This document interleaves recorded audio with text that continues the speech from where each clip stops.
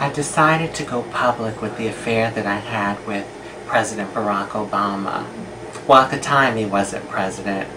It was some years back, and I decided to go to Chicago to visit a cousin of mine that was living there at the time.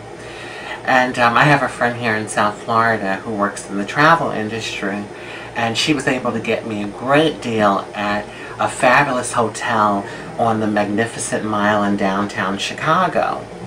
Well, I was really excited about going to Chicago. I'd never been there. I heard so much about the city. And so while I was there, I thought I'd also try and get up with a friend of mine who happens to be an editor over at Jet Magazine. We got together for brunch. It was a fabulous brunch, and I love that kind of thing. You know, I was always intrigued with his career and the different people that he got to interview.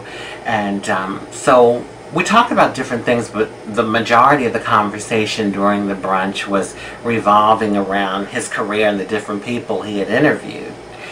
And ironically, I guess he saw how interested I was.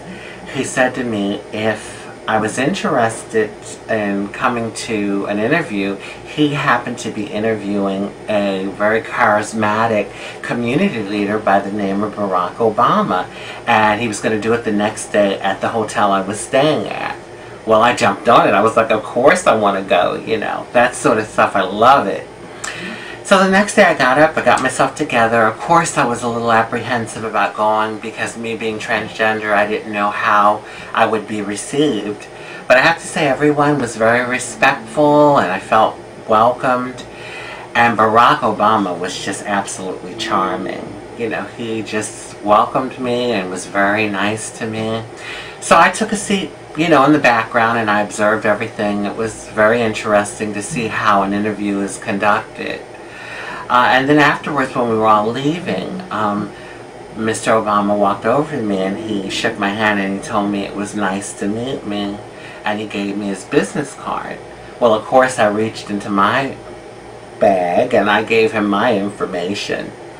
So I left and I went on with my day. I got together with my cousin. We went all over downtown Chicago, had a great time. And that night, back at the hotel, I had taken a bath and I was just kind of relaxing on the bed, and my phone rang. And it was a Chicago number that I didn't recognize. I actually almost didn't answer it, but then I thought, well, maybe it was this guy that I met at the club the night before calling me.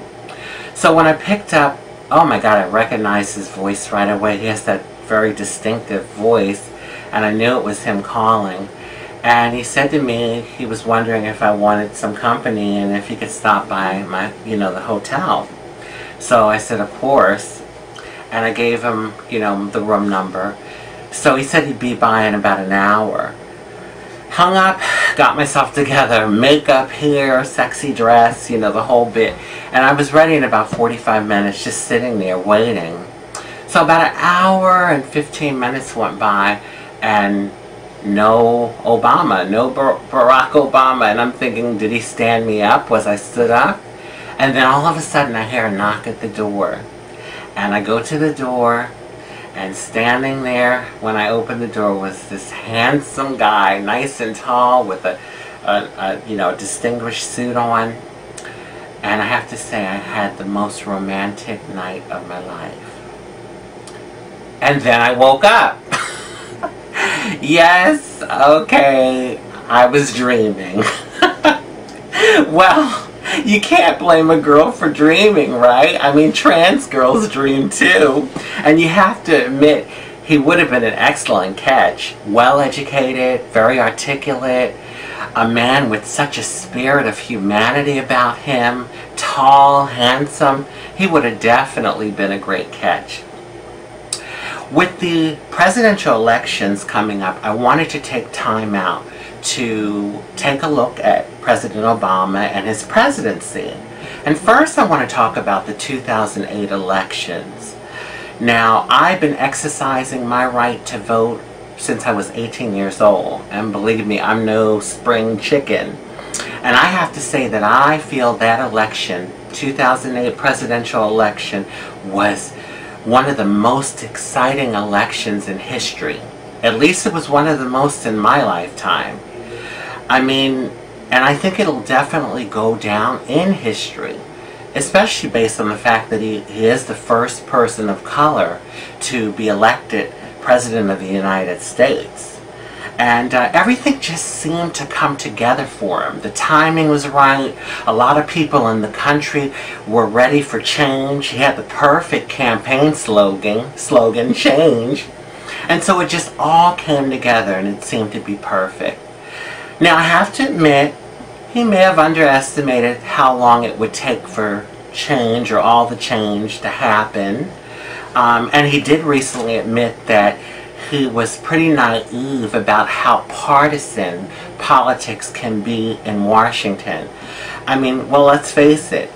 Any changes to government basically has to go through the Congress and the Senate, you know. And so what it boils down to is the people that are sitting in our Congress and our Senate.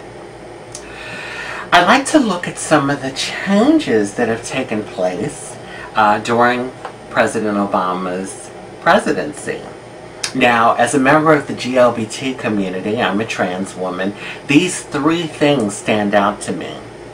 Number one, no more don't ask, don't tell. Number two, he's the first president to appoint a transsexual to a position at the White House. Number three, he's come out and openly supported gay marriage. Now, these things tell me that we definitely have an equal opportunity president. Let's look at some other things. The capture and the execution of Osama bin Laden under his watch. The health care bill. Now, I realize that that's very controversial and there are some things that need to be tweaked with it. But think about the intention of that. He, as president, wants to ensure that every single American has access to health care. Those intentions speak volumes to me.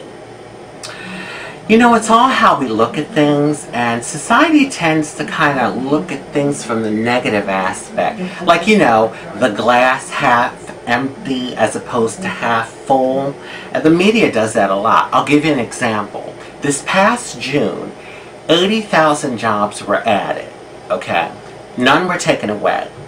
Now, and what you'll hear a lot of times the media say is only 80,000. You know, that sort of thing. Just 80,000.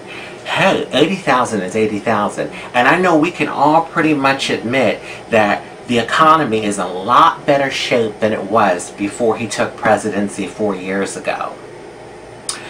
Also, allowing people that were brought here as children and were illegal aliens to stay in this country. Now think about it. If you were little, young child, and your parents took you somewhere and you grow up in this place identifying this place as home with connections to it, and then all of a sudden are asked to leave it, that would be just absolutely devastating. Devastating. Also, advocating for unemployment extensions when the Congress and Senate were dragging their feet. I mean, with the economy the way it was and the amount of people that were unemployed, can you imagine if there weren't any extensions that were done? It would have been crazy. Desperate people do desperate things. And that was something that definitely had to be done. And anyway, the statistics show that people get their unemployment checks and they put it right back in the economy. It's very rare that someone's able to save their unemployment check. They usually get it and they spend it on the needs of living, like rent and other bills and food, etc., etc. So it goes right back into the economy.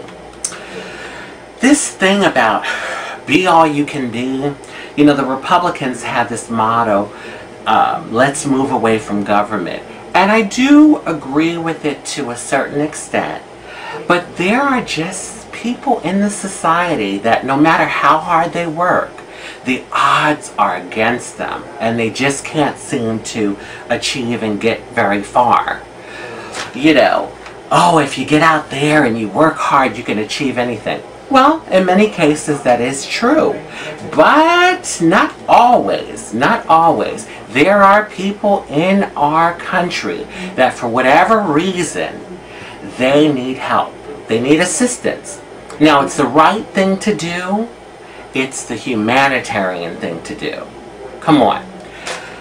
All right, I don't want to pull the race card, but I'm going to go there. I'm going to go there, people. There are people that have a problem with our president being a man of color. And because of that, they find fault with just about anything he does. And really, when you think about it, the presidency is a thankless job. I mean, it really is, because you can't please everyone. Okay, so maybe we haven't gotten as far as we would have liked to. Maybe we haven't seen as much change as we would have liked to. But I think that we all can agree that President Barack Obama is a president of great integrity. He's a president that truly cares for every single type of American, not just particular groups, all Americans. That's why when you go to the polls in November, vote for President Barack Obama. Let's give him an opportunity to finish what he started. Let's give him a chance to complete the mission.